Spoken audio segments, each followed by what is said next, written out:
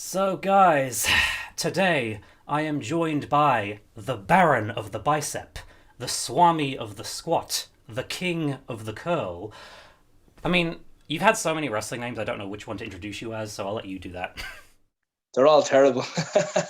Right now, I'm CT Flexor, and it's going to stay that way until I retire.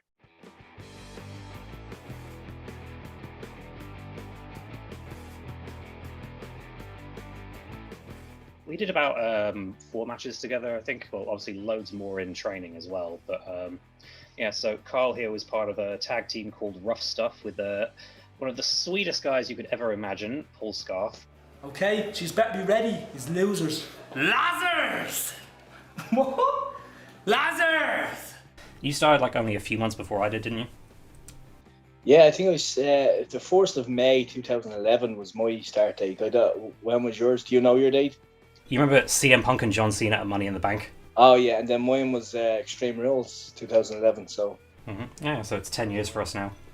yeah, Jesus, wow, feel old. I want to say, like, first of all, like, pretty much when I started seeing him training, I was like, I want to get good enough to work with this guy.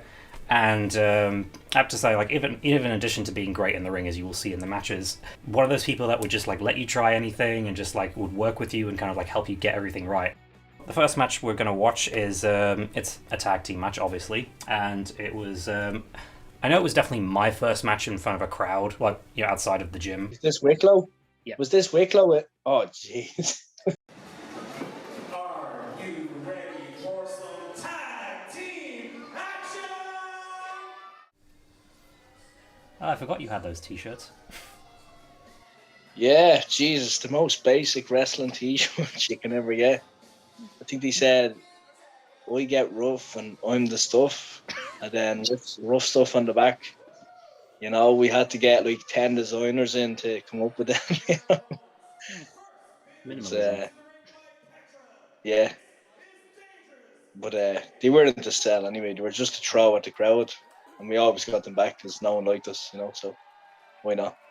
Oh, that means you were fantastic at your job. I just remembered you always used to hashtag. You hashtagged full-time heels. Full time heel, yeah, heels, yeah. Big Dave Forde. Oh yeah. Oh yeah, that's Sive. I remember her. Don't think she was with us for too long, but remember she was so excited to have this, like to be on a show and just to kind of be in front of a crowd. Yeah, to be involved. Yeah, to be involved with it. Yeah, that was cool. Yeah, but I remember this match. I actually remember watching it back with Paul a while back, and holy shit, man, we did every move under the sun to yourself. I think psychology at its best. Mm-hmm. Let me see. Oh god, yeah, the bleach blonde hair. That was my thing. Here we go.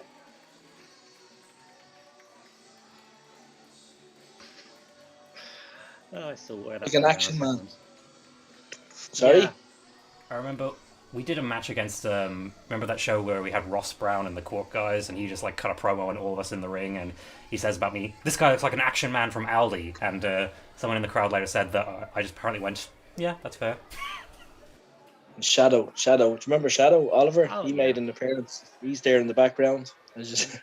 Best referee we ever had. Well, I say that and he never let me win a match. Oh, that's him reffing. Oh, yeah. I was just kidding about the shadows in the background, but I just noticed that he's the referee there. Oh, yeah, because I think he was already injured at this point, so. Oh,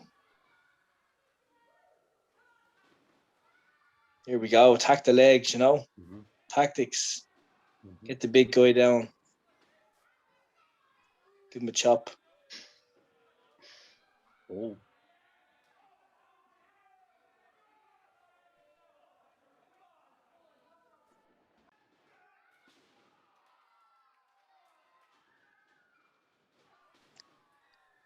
Here we go. There's my old John Cena bumps.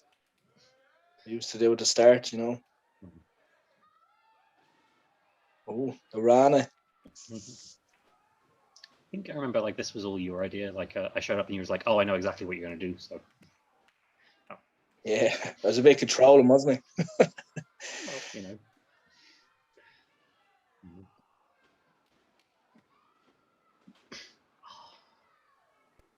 we That was go. back when it was known as Carlito's finisher, and now it's Sasha Yeah. Banks still using it. Yeah. Yeah, I'm pretty sure. Yeah, minus the apples.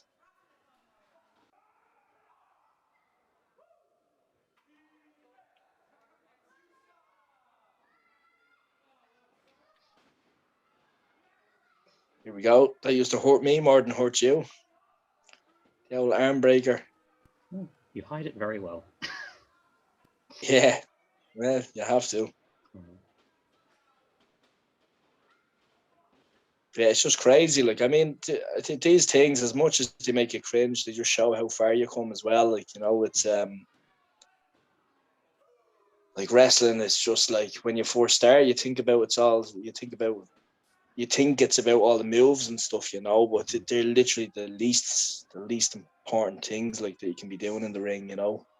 Oh yeah, it's But all the little things. I mean, as fun as it is, like, of course it's fun, but it's still good to see how far you come. Then, you know. Oh, here we go. So there we are, the good backbreaker. Yeah, I remember I was watching. I started watching loads of indie stuff, and I was watching a Shimmer DVD, and it was Ember Moon and Billy Kay wrestling in Shimmer, and Ember Moon did that to her, and I was like, I think the next time I was in training, I was like, oh, you should do that to me. Yeah, I wouldn't even known who they were back then, you know. Mm-hmm. Oh yeah, I think it was. I was in Jesse McKay and term, Athena back in the day. Yeah, in terms of being a fan, I was literally just in a WWE bubble. Like, I didn't watch any other wrestling, you know. I would have been the same, yeah. I would have maybe watched a bit of TNA and maybe just like a handful of indie stuff, but yeah. Yeah, but I didn't even have like WCW or nothing. I think that was on like TNT or something, and I think it was it TNT or something like that anyway. But it was. I didn't have the channel anyway, so I'd never watched WCW. Oh, dirty tactics. Yeah, that's it. That's us. Full-time heels. We never got the job done. Mm-hmm.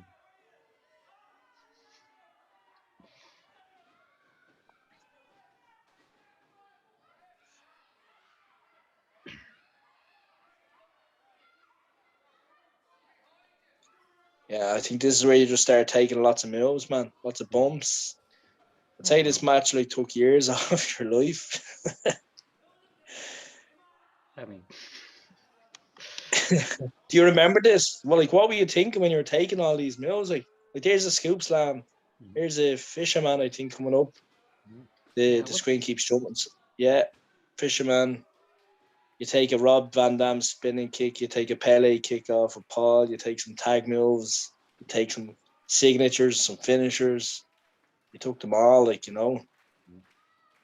Yeah, I didn't And think too then, much like, of it when we were doing it, but I remember when we were planning it out, I was like, they're kind of doing a lot. There's a lot of stuff I want to do, and I think I kind of mentioned it, and you were just like, no, let's just stick with this. And I was like, oh yeah, sure, they know what they're doing, you know, because you worked. I gave you lots at the start, you know, and then your comeback, like, you know, we're generous family chatting. Yeah. I do remember being on the apron towards the end of this, and we look over to our trainer, coach, Phil, and he's like, "Go home, go home." I'm like, "Tell that to Paul. He's in there, very comfortable and enjoying laying the smack down." You know, but yeah, I think we went a bit overboard. But yeah. Here we go. There's the Rob Van Dam Aldi version. Never did that again. Yeah, I think, like, looking back now, I can realize just how lucky I was, like, to even just get this spot, you know, just like my third match, you know, wrestling just about over a year, and then I get to work with two of my favorite guys just straight away. Yeah, well, thanks for that. It's cool, like, you know, but yeah, it's you know, I mean, at least you're on the card. Like, there's obviously, even back then, we were getting 20, 30 guys down training, and there was a lot of them that couldn't be on the card because of whatever circumstance, whether they didn't have gear or they weren't ready yet, or they didn't believe in themselves yet. You know, there's a few different various reasons as to why they wouldn't be on a card, but I mean, so you can count yourself lucky that we can all count ourselves lucky that we were on the cards, you know, because there was competition back then to fill the cards, you know. Yeah, there was kind of sort of like a. I don't want to say a golden age because obviously it was a difficult time to just even get crowds in front of shows, but there was so much great talent training there. Like it's great to see that there are still so many of them who are still in the industry. Yeah, there was like really like there was very few that just like some people just don't have it. And that's not, I don't mean that in a bad way, but just like just from the experience of all the years of training, like some people just come in and want to be a wrestler and entertainer or whatever, but they just don't have it in them, you know. So but there was very few back then of them kind of people where there was a lot of competition to be on these shows, you know. Like you were never guaranteed to have a show. Even us, like as we knew at near enough to this stage, we were in the run in to be challenging Team Mega for the belts. There's a big double choke slam. We were like millimeters from bumping heads there. Dave didn't really give a shit about you when he was throwing you down, to be honest. Oh, yeah. Dave, we don't even know if you're still around, but if you're watching this, you're a good guy. But yeah, when you were giving us choke slams, you didn't give a shit about us. You just throwing us down. Hope for the best.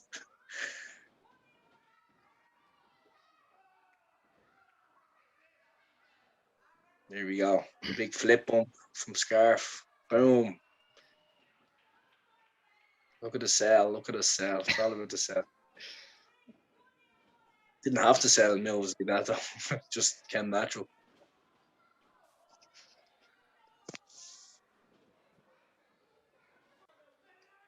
So yeah, I was going to do this on my laptop, man, and I can't find my charger off my laptop. So this is me just holding my phone. So if it's a bit off, that is why. And there we go, a victory for Rough Stuff. In terms of a match like quality, it wasn't great quality. Like it was fun. I enjoyed it, of course, but in terms of like match quality, like we did way too much. Like there was no need. Like all these moves for no reason. We should have like, you know, I don't know. We should have maybe been making funny, and you're the smaller guy, make it funny, and then give you that big shine to come back, and just really proper hope spots, you know, to get Big Dave into the ring. But basically, we're just coming in, and there wasn't enough tag moves there at all. Like tag team, it was like two individuals. Like where it was only later on we start learning to actually use each other in the ring, rather than just like, okay, it's my turn. I'm gonna, what moves do I do, and then you do this move, and then I'll do this move. Like, you know, that's not tag team wrestling. Like, and it's only when you look back at that then you see. But like I mean, that's what it's all about. It's all about learning. Like it's better to be spotting that stuff than not. For me to imagine all these years later, I'm like, yeah, it was a great match. Like, you know, as fun as it wasn't a great match. Like, psychologically wise, you know. Okay, guys, so my next match that we're going to show you is I was beyond blessed to get a singles match with Carl at the first ever Dublin Comic Con. And I'll preface it by saying, yeah, maybe it's not my best match, but it is definitely my favorite one that I ever had. Yeah, I don't remember a lot about it, so it'd be interesting to watch this now. So yeah, because I remember the segment was Paul has the match with Mikey, you help him cheat to win, and then I kind of make the save and challenge you. yeah, that's right.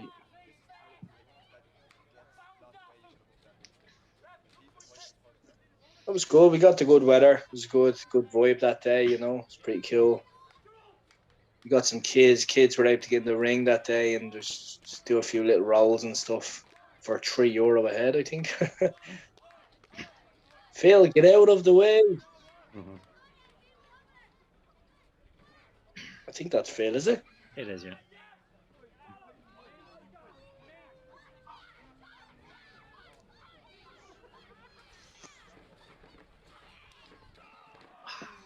Got the headlock to shoot off. The tackle's coming. No doubt about it.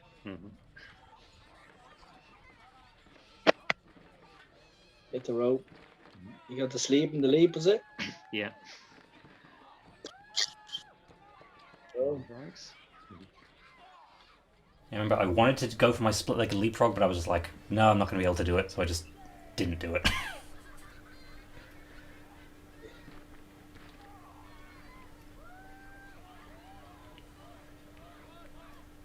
Oh, the old oi oi oi chant.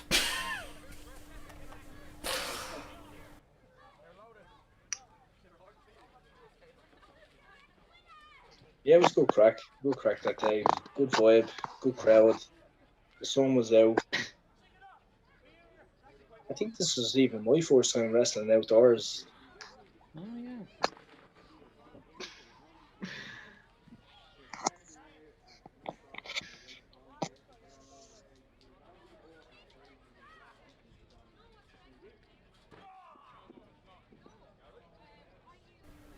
Oh yeah, I remember I had tonsillitis for this match as well. Because yeah, I would always it was always a thing. Like I knew because I would occasionally get left off shows a lot, but it was like I called it the curse, where it's like I would only ever get booked if I had like a throat infection or if I had tonsillitis, and if I was healthy, then I just wouldn't be booked. So I was like, I remember like when I That's ran out to make crazy. the save, I was like, I wanted to get on the microphone, but like my voice was just gone. Yeah.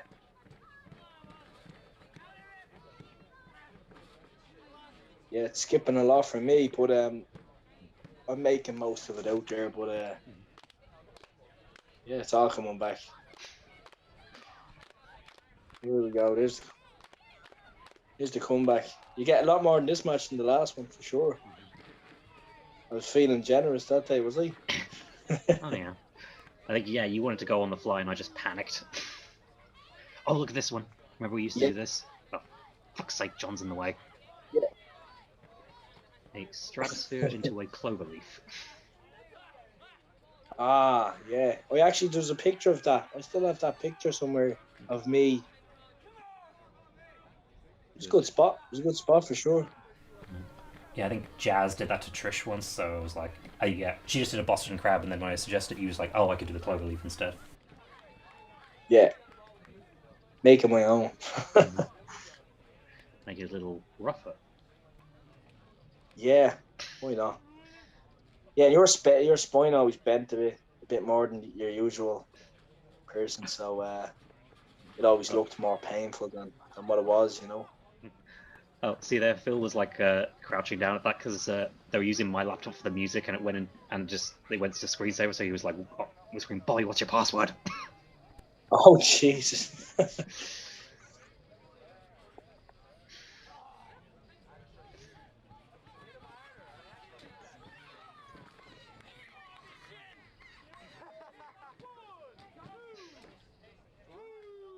Get that crowd up, get them hot.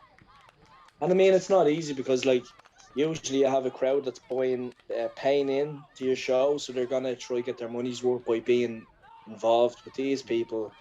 We're there for Comic Con, not wrestling, so it's a tougher crowd. But I remember them really getting into it, you know, because I mean, most people as kids loved wrestling, you know what I mean. So it just brings them back to it. There's Michael May, is it? Yeah, I think that might have been like his first or second match. Yeah. I now look at him. A few appearances for NXT UK. I don't know if he's signed now or not, but he's made a few appearances for sure. Anyway, and that's the win, is it? Yeah. Here we go. We're home. See what it did for you. See what it did. Not my decision at all, but still. I mean, I don't want to say it's the nicest thing you ever did for me, but it was one of them.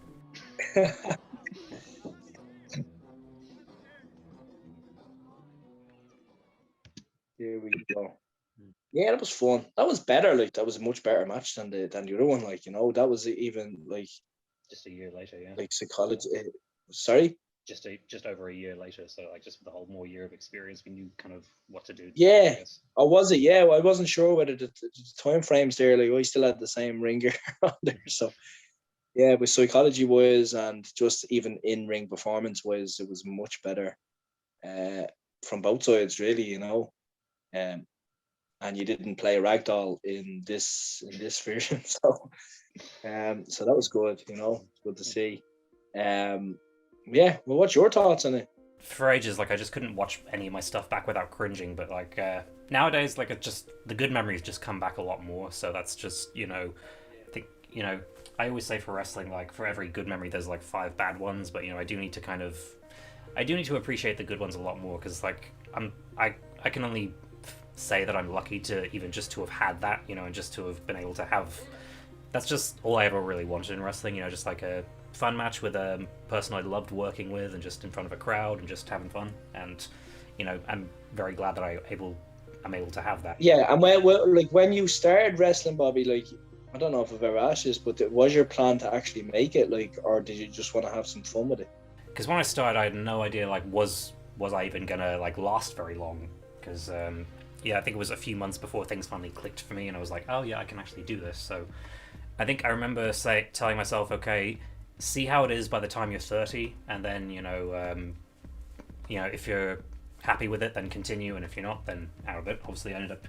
Yeah, you jacked it in way before 30, didn't you? Why did you give it up? Just a bunch of reasons, because I remember kind of towards the end, I was just from my mental health wise, it was just like my last couple of years in wrestling were just the worst for me because it's like I don't want to make things too depressing, but I was considering suicide a lot more like in my last year of wrestling. So was that down to wrestling itself? Mm-hmm. It was a big part of it, yeah. Was it really? Okay, I didn't know that. I'd never do it. What's the start like? I mean, we don't have to go into it. I mean, obviously, like this is, but what do you feel like you were bullied or stuff like that, or? Yeah, for a while, and I think it's also, I kind of was very young and very immature, and I needed to kind of do a lot of growing up, and I didn't like the way I was acting kind of towards the end there. I think, I'd been bullied for most of my life as well, so I'd I was turning into a person that I didn't like the way I was acting, and then I think one day I just eventually kind of realized, again, there was no like one specific day where I was like, yep, I'm done. It was kind of more like, you just saw less of me, and then one day it was like, oh, it's been ages, and even that's shit. Like it's shit to hear, like because I never really noticed that like that, because back then, like you had to be pretty thick-skinned back then, where these days people are more self-conscious of what you can say and what you can't say, like to people and how you act, like back then, like was what it was, like like I got slagged for having skinny legs, and I still do. I slag myself over it though, what I mean? Like you just have to embrace that shit, like no one's perfect, and but for you to say you were bullied, like I don't know what them circumstances were, but that's shit that I didn't like notice that, because I'm the first person if I see someone getting bullied to step in and stop that shit, if it's going too far. But because we were all kind of just giving each other shit, it was hard to differentiate between the bullying maybe and just the banter, that's what we used to call it back then, was the banter, and so yeah, it's shit that I never copped to that, like what I mean. And if you ever felt like I was bullying you, Jesus, I'd like to apologize for that now, like because I thought we always got along, no, wasn't me. I don't know. You were always one of my favorite people in the locker room, and always one of my favorite people to work with, and there were loads of, again, it's a mix of good and bad, like just in everything in life. So I'm kind of happy enough with everything that I did. I definitely could have done a lot more, but then again, it's like that ship sailed for me now. So it's never too late. I mean, like that is something I do want to do. Like I want to go back and I want to see what I can do with it. But I don't know. Like I just have to see whether the pandemic allows it. Because the crowd, it's all about the crowd. Wrestling is nothing without the crowd. Oh, well, thank you very much for coming on and doing this. It was not only great to watch our stuff back, but it was great to talk to you again. For I think last time I saw you was kind of briefly at a show in 2017, so it's 4 years. Yeah, no, it's good to talk to you again, Bobby. Always, if you ever need, just stay in touch. I mean, I know we reply to each other's stories sometimes on Instagram and stuff, but yeah, always there for a chat. If you're ever down, you ever need a man, I say that to everyone, and people do take me up on that. There's a lot of times when someone I haven't even spoke to since 2006, someone that was in my class in like secondary school, would message me and be like, hey man, just need a bit of advice on this or that. I'm like, who am I to give it? But I'll still try, like I have to say, you still don't age. Don't look a day over 23. I do. I need to get some Botox. Brotox? Botox, yeah. Botox for the bros. You know? Okay. There we go. Thank you very much, and I don't know, I need a catchphrase to sign off. I just go with, I love you guys, stay safe.